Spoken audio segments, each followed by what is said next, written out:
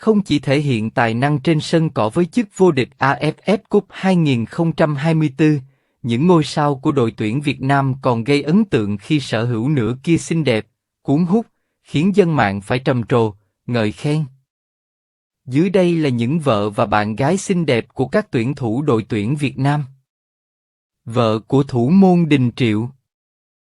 Tại AFF Cup 2024, thủ môn Nguyễn Đình Triệu là một trong những trụ cột quan trọng nhất của đội tuyển Việt Nam trong hành trình đưa đội nhà đăng quang. Anh được bầu chọn là thủ môn hay nhất giải nhờ sự chắc chắn trong khung gỗ. Bởi thế dễ hiểu khi đời sống cá nhân của anh được nhiều người quan tâm. Thủ thành câu lạc bộ Hải Phòng đã kết hôn và hiện có một cô con gái xinh xắn. Bà xã của Đình Triệu tên là Phan Diễm Tường Linh, sinh năm 1999, quê Đồng Nai. Cô nàng quen Đình Triệu năm 2022 nhờ có bạn chung trên mạng xã hội. Hai người kết hôn sau 6 tháng hẹn hò. Thời điểm quen và yêu Đình Triệu, Tường Linh làm việc trong lĩnh vực truyền thông ở thành phố Hồ Chí Minh. Cô nàng sở hữu gương mặt xinh đẹp, vóc dáng cao ráo, vòng eo thon gọn chẳng kém gì người mẫu. Với sắc vóc hơn người, bà xã của Đình Triệu được nhận xét là một trong những nàng gái có vẻ ngoài nổi bật tuyển Việt Nam. Năm 2022, Tường Linh từng thử sức tại cuộc thi giờ phết Việt Nam. Tháng 9 năm 2023, cô sinh con gái cho người bạn đời Đình Triệu. Dù bận nuôi con nhỏ, cô vẫn nhanh chóng lấy lại vóc dáng thon gọn như thời con gái. Được biết bà xã Đình Triệu hiện làm điều dưỡng tại một cơ sở y tế ở Hải Phòng. Tường Linh thổ lộ cô là người hướng ngoại nhưng sau khi lập gia đình và sinh con thì hướng nội nhiều hơn, đi đâu, làm gì cũng nghĩ về gia đình. Trong những ngày ông xã Đình Triệu thi đấu xa nhà, Tường Linh vừa đi làm vừa chăm con, làm hậu phương vững chắc để thủ môn này yên tâm thi đấu.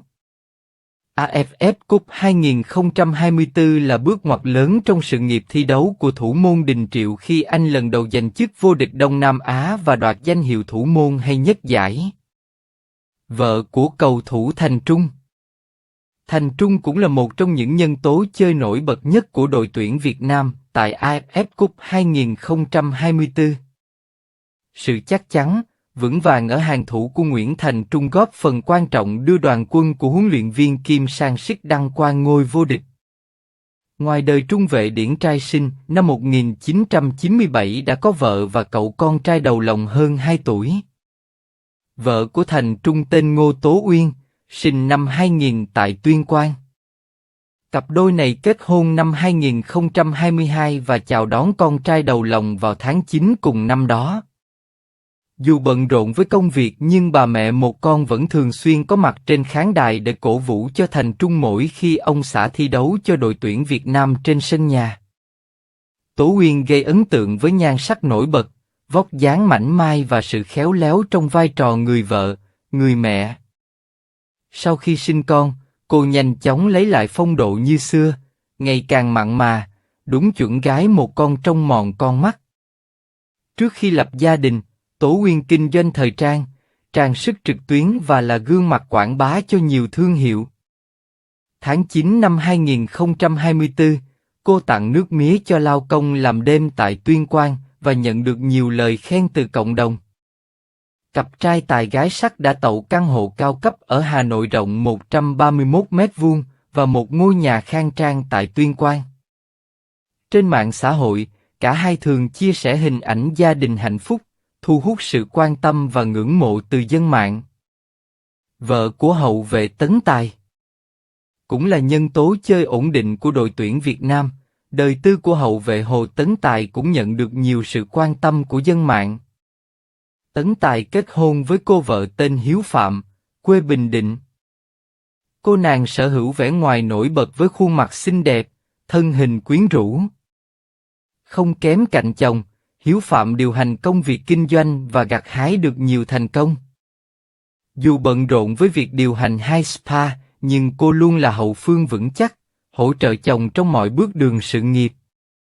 Sau nhiều năm yêu nhau, Cặp đôi đã tổ chức đám cưới hồi tháng 4 năm 2022 và có một cậu con trai hơn 3 tuổi. Hồ Tấn Tài đang thi đấu cho câu lạc bộ Bình Dương và là trụ cột của đội tuyển Việt Nam.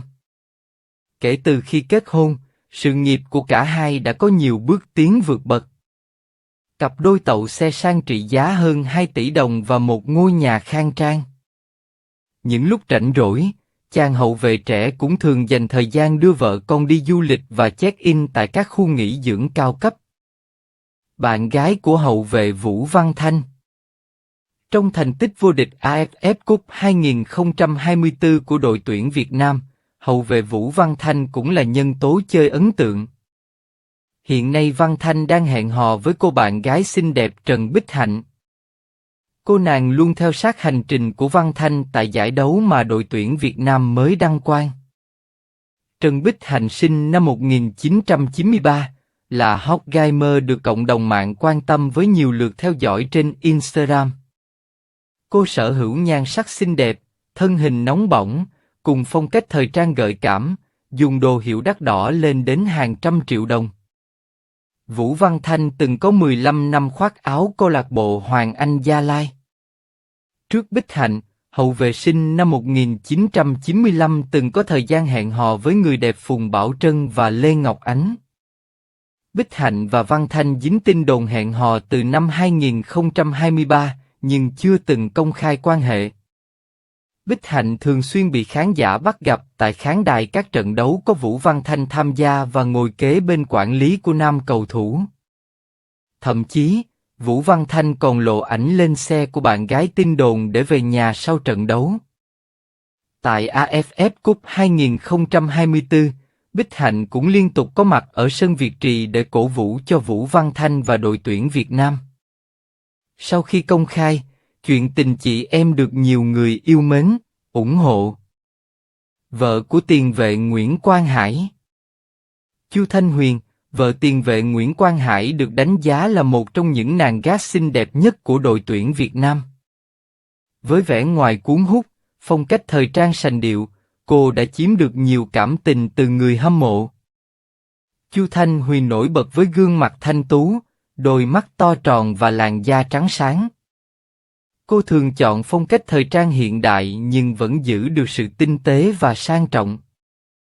Những hình ảnh trên mạng xã hội của cô nàng thường nhận được rất nhiều lời khen ngợi về gu thẩm mỹ và thần thái rạng rỡ. Chu Thanh Huyền và Quang Hải đã bắt đầu hẹn hò từ năm 2022. Sau thời gian dài yêu nhau, cặp đôi tổ chức lễ ăn hỏi vào ngày 1 tháng 1 năm 2024 và chính thức về chung một nhà vào ngày 28 tháng 3 năm 2024. Sau khi kết hôn, Chu Thanh Huyền thường xuyên cập nhật cuộc sống gia đình lên mạng xã hội. Cả hai có những khoảnh khắc hạnh phúc, ngọt ngào bên cậu con trai đáng yêu. Ở nhà, Quang Hải thường xuyên chia sẻ việc nhà cùng vợ. Chu Thanh Huyền từng tiết lộ, Quang Hải hay giúp đỡ vợ việc nhà mỗi khi có thời gian rảnh. Chu Thanh Huyền luôn là người đồng hành và hỗ trợ Quang Hải trong sự nghiệp. Mặc dù không hoạt động trong lĩnh vực giải trí, cô vẫn thu hút sự chú ý từ giới truyền thông và người hâm mộ nhờ vào nhan sắc nổi bật, phong cách thời trang ấn tượng và sự chăm chỉ trong công việc. Sau khi sinh con, Chu Thanh Huyền đã nỗ lực chăm sóc bản thân bằng cách tập luyện thường xuyên và duy trì chế độ ăn uống khoa học để giữ gìn vóc dáng. Đặc biệt luôn chú trọng đến vẻ bề ngoài của mình. Chu Thanh Huyền hiện tại vẫn giữ được vẻ đẹp như thời còn son rỗi. Nhiều người nhận xét, sau khi trở thành vợ, làm mẹ, cô càng trở nên xinh đẹp và đằm thắm hơn. Vợ của tiền đạo Nguyễn Xuân Son. Nguyễn Xuân Son là cái tên hot nhất của đội tuyển Việt Nam, ngôi sao nhập tịch chính là gương mặt nổi bật nhất, góp công lớn vào thành công của đội bóng áo đỏ trong chức vô địch AFF Cup 2024.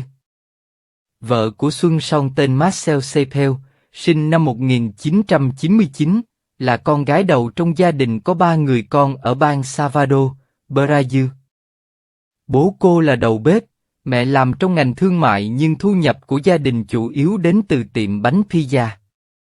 Xuân Son quen vợ khi cô nàng mới 15 tuổi, Ở thời điểm đó, Marcel không mấy thiện cảm với người chồng hiện tại tên Raphael, cô không thích có chồng là một cầu thủ bóng đá. Tuy nhiên sự quyết tâm chồng Casey của tiền đạo sinh, năm 1997 đã làm người đẹp siêu lòng. Sau đó cả hai thành một cặp và khi Xuân Son xuất ngoại ra nước ngoài thi đấu, cô nàng Marcel đã chấp nhận từ bỏ việc học đại học để theo chồng sang Nhật Bản, rồi Đan Mạch và hiện tại là Việt Nam. Nguyễn Xuân Son có bố là giáo viên, mẹ làm tạp vụ. Bố và anh trai cũng chơi bóng, nhưng Xuân Son ngay từ nhỏ đã thể hiện ước mơ theo đuổi nghiệp cầu thủ. Biết con đam mê nên bố mẹ anh cố gắng làm lụng để giúp con hoàn thành tâm nguyện. Năm 7 tuổi, anh được bố mẹ cho tiền mua đôi giày đá bóng đầu tiên bằng những đồng tiền cả nhà dành dụm nhiều tháng. Năm đó, nhà nghèo đến mức không có xe đi lại, Xuân Son phải đi bộ 8 km đến cửa hàng giày. Điều đó đủ nói lên quyết tâm trở thành cầu thủ của Xuân Son lớn như thế nào. Khi chồng đá bóng, Marcel lo việc nhà, nấu nướng, dọn dẹp, học cách thích nghi với cuộc sống mới, kết bạn với người Việt.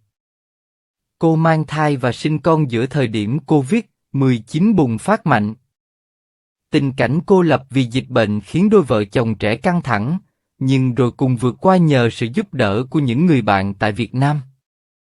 Xuân Son và vợ đã có 2 con trai, bé Matteo 3 tuổi và Luca 1 tuổi.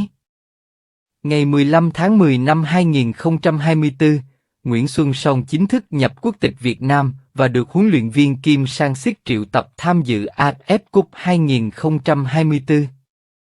Cả 3 trận đầu khoác áo đội tuyển quốc gia, Xuân Son đều chơi tốt và trở thành vua phá lưới với 7 bàn thắng chỉ sau 5 trận đấu. Sau trận đấu bán kết lượt về với Singapore trên sân Việt Trì, trên trang cá nhân, Nguyễn Xuân Son ca ngợi vợ là bệ đỡ cho những thành công của anh bằng những lời có cánh. Em rất quan trọng với anh khi luôn tin tưởng, ở bên anh trong mọi khoảnh khắc tồi tệ và tốt đẹp nhất cuộc đời. Em là sự lựa chọn tốt nhất của anh. Anh vẫn luôn yêu em như vậy. Cô nàng là hậu phương vững chắc cho chồng yên tâm thi đấu. Mỗi khi Xuân Son bị chấn thương cả trong quá khứ và cả hiện tại, Marcel vẫn luôn chăm sóc chồng một cách chu đáo.